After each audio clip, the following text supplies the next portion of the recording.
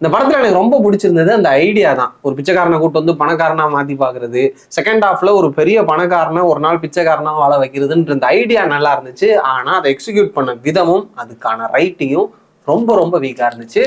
சுத்தமா இன்ட்ரெஸ்டிங்கா இல்லை.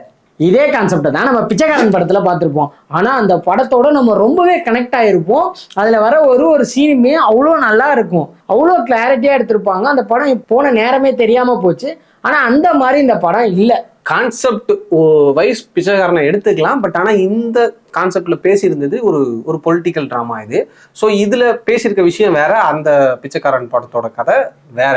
அந்த அளவுக்கு ஒரு இன்ட்ரெஸ்டிங்கா இருந்திருக்க வேண்டிய படம் தான். இன்ஃபேக்ட் சொல்ல போனா ஃபர்ஸ்ட் ஆஃப் ஆரம்பத்துல ஒரு செம்ம இன்ட்ரெஸ்டிங்கான பொலிட்டிக்கல் ட்ராமா பார்க்க போறோம் அப்படின்ற ஒரு கியூரியாசிட்டியை கிரியேட் பண்ணியிருந்தாங்க. ஆனா அதை அதுக்கப்புறம் மெயின்டைன் பண்ணவே இல்லை. ரொம்ப ப்ரிடிக்டபிளான ஸ்க்ரீன் பிளேவா இருந்துச்சு. அடுத்தடுத்து அது பாட்டுக்கு போயிட்டே இருக்கு. ஒரு கிளாரிட்டியே இல்லை. எனக்கு தெரிஞ்சு 3 மணி நேரம் படம் நமக்கு கொடுத்துருக்காங்க. ஆனா ஃபுட்டேஜ் ஒரு 5 மணி நேரம் வச்சிருந்துருப்பாங்க போல. அந்த 5 மணி நேரம் படத்தை பார்த்தாதான் நமக்கு ஒரு பியூரான கிளாரிட்டி என்னன்னு தெரியும்.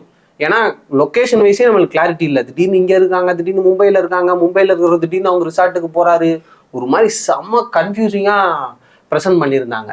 இந்த 3 மணி நேரம் படம் முடியும் போது நம்மளோட ஃபீல் எப்படி திரும்ப இருக்கும்? ஒரு கரடு முரடான ரோட்ல பஸ்ல லாஸ்ட் சீட்ல உட்காந்து போயிட்டு இறங்கி வந்தோம்னா எப்படி டயர்டா இருக்கும், கிட்டத்தட்ட அந்த மாதிரியான ஒரு ஃபீலை, டயர்டான ஒரு ஃபீலை கொடுத்துட்டாங்க.